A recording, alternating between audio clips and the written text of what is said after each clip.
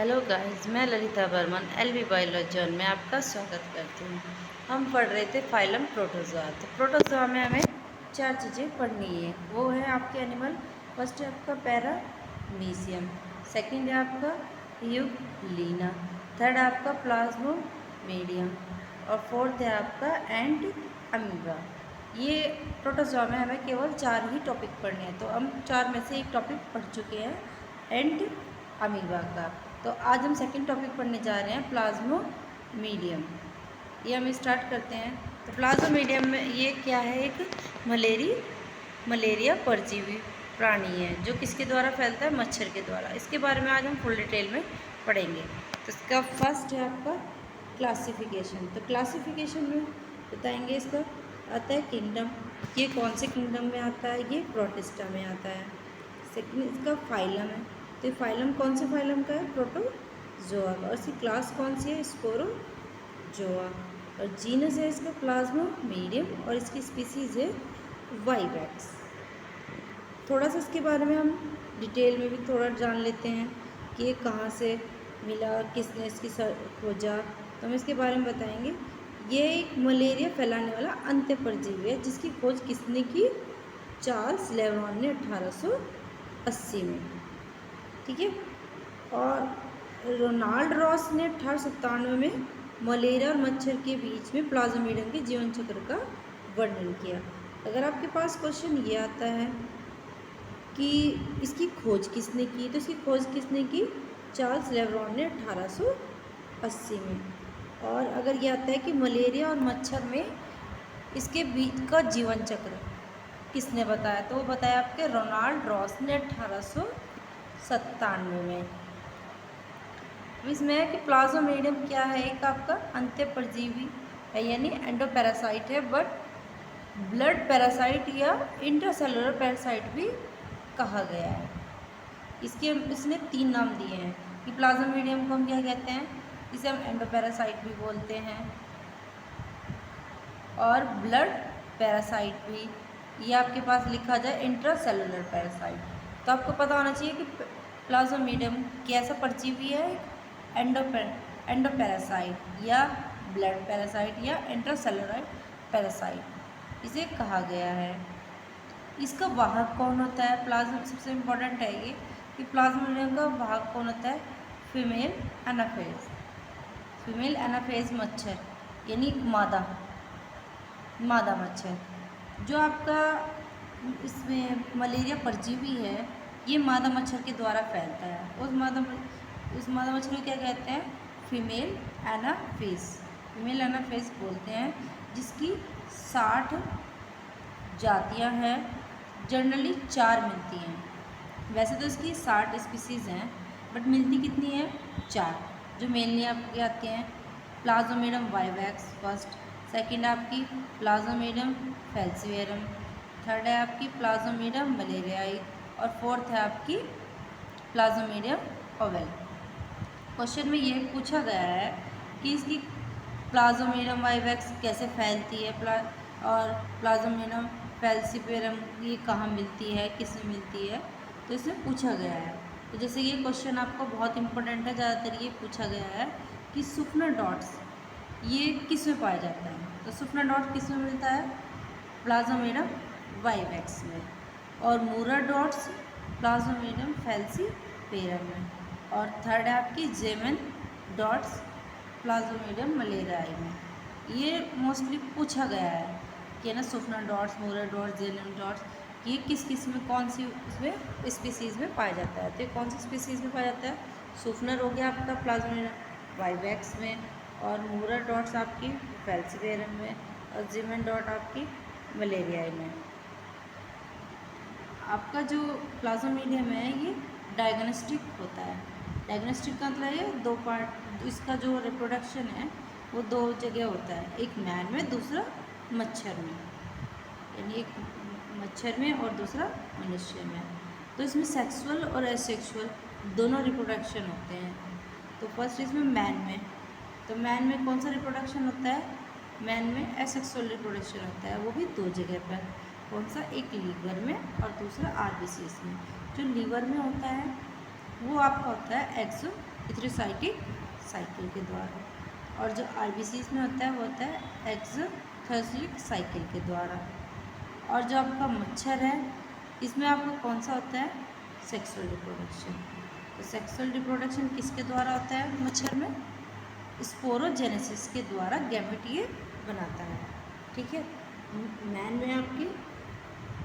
Man में आपका asexual reproduction होता है, वो भी किस जगह होता है, एक लीवर में होता है, दूसरा आरबीसी में होता है। और मॉस्किटो में आपका जो होता है वो मॉस्किटो में आपका किस में होता है, स्पोरोजेनेसिस के द्वारा ये गैमेट्स को बनाता है। नेक्स्ट है जो पूछा गया है क्वेश्चन, आपको पूछा गया है क्वेश्चन कि प्लाज्मोमिडियम की वह अवस्था जो मानव को संक्रमित करती है, तो उस अवस्था का नाम क्या है, स्पोरोजॉइट। ये क्वेश्चन सीधा सीधा पूछा गया था कि प्लाज्मोमिडियम की वो कौन सी अवस्था है जो मानव को संक्रमित करती है, तो मानव को कौन सी संक्रमित करती है, स्पोरोजॉइट। नेक्स्ट है इसमें कि प्लाज्मोमिडियम की वह अवस्था जिसमें मनुष्य के रक्त में इंजेक्ट की जाती है वो कौन है, स्पोरोजॉइट। चाहे वो क्वेश्चन ऊपर वाले की तरह पूछ ले चाहे वो नीचे की तरह, ये सेम है कि किसके अंदर होती है, स्पोरोजॉइट। यानी ये ब्लड के द्वारा इंजेक्ट जब होती है अंदर पहुंचती है तो किस में पहुंचती है जाकर, स्पोरोजॉइट में। और जिसे वो संक्रमित करती है वो कौन होती है, स्पोरोजॉइट। जो स्पोरोजॉइट है आपकी ये पैरेन्काइम सेल्स में डायरेक्टली लीवर तक पहुंच जाती है। अगर ये क्वेश्चन पूछा जाता है कि स्पोर कहाँ पहुंचती है, तो ये स्पोरोजॉइट पैरेन्काइमस सेल्स के द्वारा कहाँ पहुंचती है, लीवर में पहुंच जाती है। इसमें पूछा भी गया था कि पैरेन्काइम सेल्स के द्वारा स्पोरोजॉइट्स कहाँ जाती है, तो ये कहाँ जाती है, लीवर में जाती है।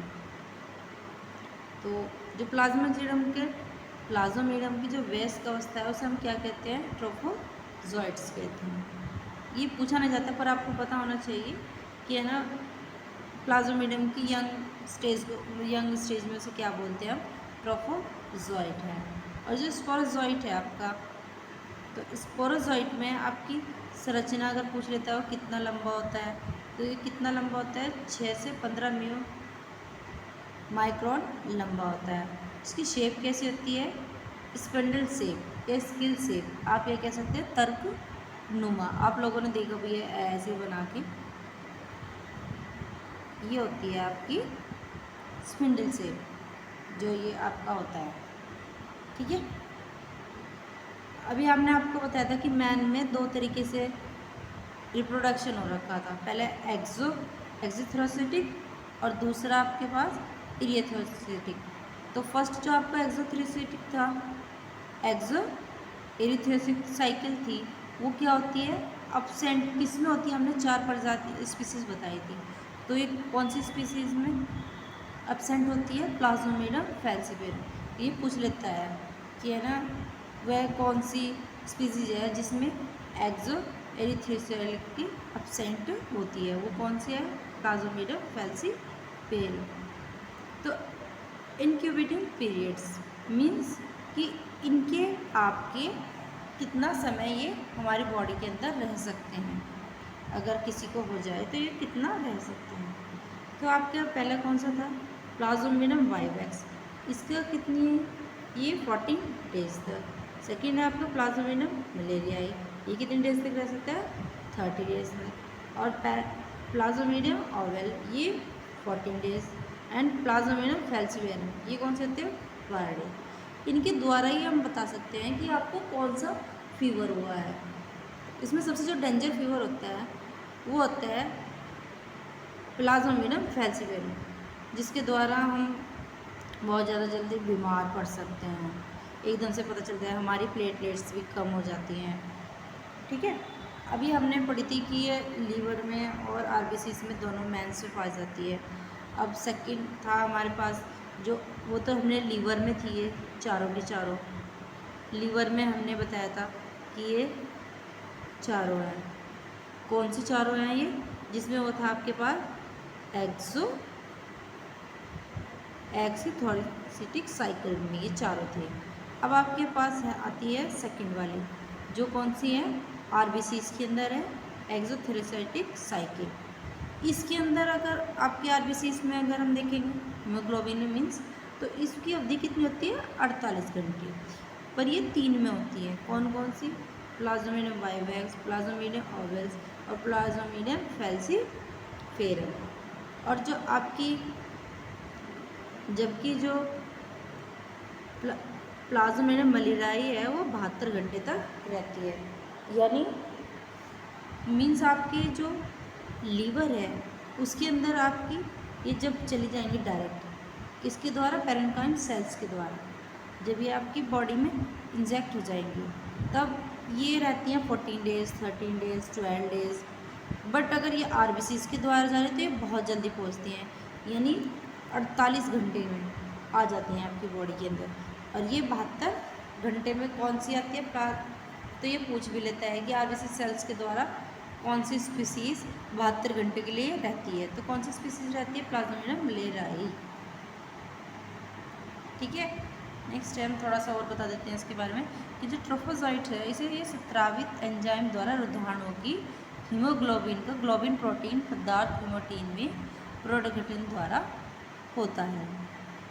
जो आपका ट्रोफोसाइट्स है ये जो यानी जो आपका यंग स्टेज में ट्रोफोसाइट्स है ये स्रावित यानी इसमें बहकर एंजाइम रुधिराणुओं की आरबीसीज में हीमोग्लोबिन के ग्लोबिन प्रोटीन पदार्थ हीमेटीन में पुनर्गठन होता है। इससे क्या होता है कि जो हीमेटीन विशाल अपचय छोटे छोटे कण के रूप में कोशिका द्रव्य में इकट्ठे हो जाते हैं, जिन्हें हम क्या कहते हैं? हीमेजॉइन या मिलेनिन कणिकाएं कहते हैं। या डायरेक्टली ये पूछ लेता है कि हीमेजॉइन या मिलेनिन की कणिकाएं कहाँ से होती है? तो ये यंग ट्रोफोसाइट से आरबीसीज में हीमोग्लोबिन प्रोटीन में निकल जाती है, जो कैसे होते हैं? विशाल अपचय छोटे छोटे कणों के द्वारा इकट्ठे हो जाते हैं, जिन्हें हम क्या कहते हैं? हीमेजॉइन या मिलेनिन कणिकाएं बोलते हैं। नेक्स्ट है आपका कि जो आपके अमीबीय ट्रोफोसाइट होते हैं ये वृद्धि कर क्या बनाते हैं? साइनोजॉइड। और 10% क्या बनाते हैं? मीरोजॉइड या राइजॉइड बनाते हैं। और लाल रुधिराणुओं से ये निकलकर मीरोजॉइड युग्मक जनक बनाते हैं। डायरेक्टली आपके पास ये क्वेश्चन ये भी पूछा गया है कि लाल रुधिराणुओं से निकलकर क्या बनता है? तो लाल रुधिराणु से निकलकर क्या बनता है? मीरोजॉइड युग्मक बन जाते हैं। और जो मच्छर का पूरी लाइफ साइकिल है उसे हम क्या कहते हैं? जो मच्छर का पूरा जीवन चक्र है उसे हम स्पोरोगेनी। और अगर मनुष्य में पूछा जाए कि मनुष्य का पूरा जीवन चक्र किसे कहता है? साइगेनिक कहलाता है। जैसे मैं आपको क्वेश्चन आपको प्रोवाइड कराऊंगी उसमें आप देख लेना कि डायरेक्ट क्वेश्चन कैसे पूछे जाते हैं। ये प्रोटोजोआ कंप्लीट होने के बाद मैं आपको प्रोटोजोआ का सेट प्रोवाइड कराऊंगी। तो इसमें क्वेश्चन ये पूछ लेता है कि मच्छर का पूरा जीवन चक्र किस में होता है? स्पोरोगोनी में। और मनुष्य में इसका जीवन चक्र किस में पूरा होता है? साइजोगोनी का। प्लीज़ अगर आपको ये अच्छे से समझ में आया तो मेरे चैनल को सब्सक्राइब कीजिएगा और लाइक भी कीजिएगा और शेयर भी कीजिएगा। मैंने अपनी तरफ से समझाने का बहुत अच्छा प्रयास किया है। अगर आपको अच्छे लगे तो प्लीज़ सब्सक्राइब कीजिए और शेयर कीजिए, और कुछ मिस्टेक है तो मुझे कमेंट्स कीजिए। और जो आप अगले टॉपिक पे मुझसे वीडियो चाहते हैं तो आप मुझे इसके लिए बता सकते हैं। Okay, please, thank you.